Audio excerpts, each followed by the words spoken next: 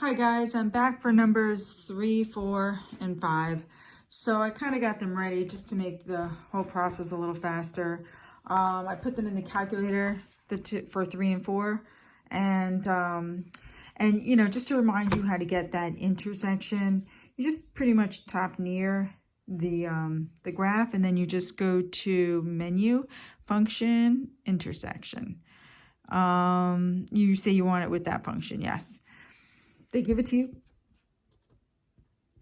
You could have probably set these equal and solved it. It's algebra, you can do, but I'm just letting it go like that and finding that intersection. Actually, I'll show you how that all works algebraically also, but you can do that one also. Function, intersection, okay, and it's going to give you 3. Okay, so you know this is the integral from -1 to 3. Algebraically, how this would have looked is it would have been 2x squared plus 10 equals 4x plus 16. So this would have been 2x squared minus 4x minus 6 equals 0. 10 minus 16, yeah. So then you take out a 2 equals 0, and then you have, that's not going to do anything because that's just a number value. So then this is x minus 3, x plus 1 equals 0, making x equals 3, x equals -1. So it's the same thing. So that's how you could do it algebraically, which you will be expected to do. Okay, you know, when it's a non-calculator part, okay? Calculator part, I mean, what the heck, put it in your calculator. Now you just gotta remember what the top and the bottom function is. So you have to remember it. You're going down. You're making rectangles coming down, top to bottom. So, you know, I just picture a bunch of little rectangles going this way. So my top function is this linear, and then this quadratic is the bottom. So when you write your integral, this is the key. Don't just calculate and be like, that's all they care about. They really want to see these numbers. They want you to see that you know that's from -1, that goes to 3, and that your top function, you should do 4x plus 16 minus 2x squared plus 10 dx. You can do it algebraically, or you can just put it right in your calculator,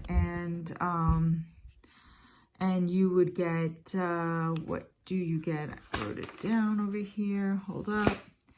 You should get, oh my gosh, if I could only, okay, this is number 3. I think it's 64 over 3. So you should get 64 over 3. Okay. Now, of course, I am a strong believer that being able to do it by hand is important because it will likely happen. You know, it also strengthens your algebra skills, but at least you know how to do it with the calculator as well. Okay. So I'm not going to get into it by hand just yet. I will eventually be doing that later. So I just want you to compare that one that we just did to this one, which is the same exact graph, but this one has some added pieces. They're saying that x is between -2 and 5, so it kind of gives it all away. So thing is, a lot of people think -2 is here, but as you know, -2, because of that, -2 is further along this way, right? So it's something like this, and then it goes, this is -1, and then it goes all the way to 5, and this is 3, so 5's over here. So I will look at this and I'll be like, whoa, I didn't really make my graph big enough. I would need my blue to continue on. You're seeing 3 actual pieces here. So how you write that integral is very important. So it is top function minus bottom function, but they flip-flop in between here. So you got to set this up very carefully. This would be from, based on my picture, would be from -2 to -1.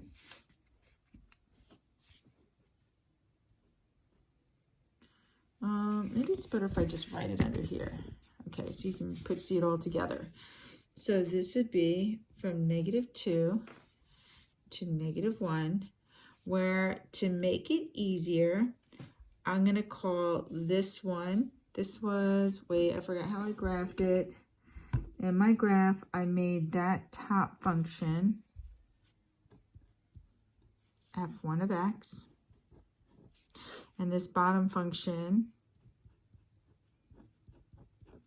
right? So if I label it, and if I do this on the AP as well, like if I label this F1 and F2 and the reader can, and I write it in here, the reader can find that, they will see it, they would be fine with that. So this would be F1 of x is the parabola one, minus the linear, this red part here, that's F2 of x, plus, and then I'm going to go from -1, because I went from -2 to -1. Now I'm going to go from -1 to 3.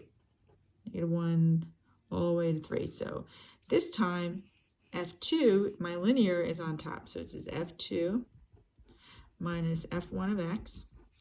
And then plus, and of course there's a dx, and there's a dx.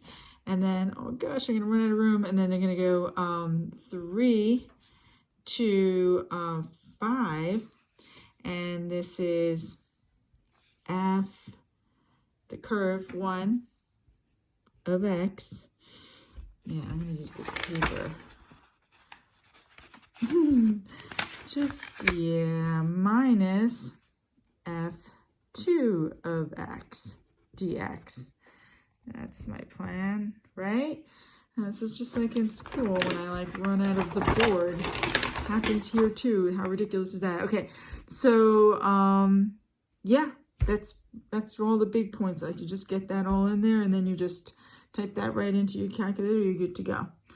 That when you put it in your calculator, if my calculations are right, I think I had number 4 to be 142/3. All right, so hopefully that worked out. This last one is something I would hope you'd be able to do without your calculator. If not this time, then in the future. You know, the sine curve just kind of does this, and the cosine curve starts at the top and comes down. But this is 90 degrees. So if you remember, at 90 degrees, cosine is 0, the red, and sine is 1. Right? That's supposed to be 1. Okay, we'll just, bear with me.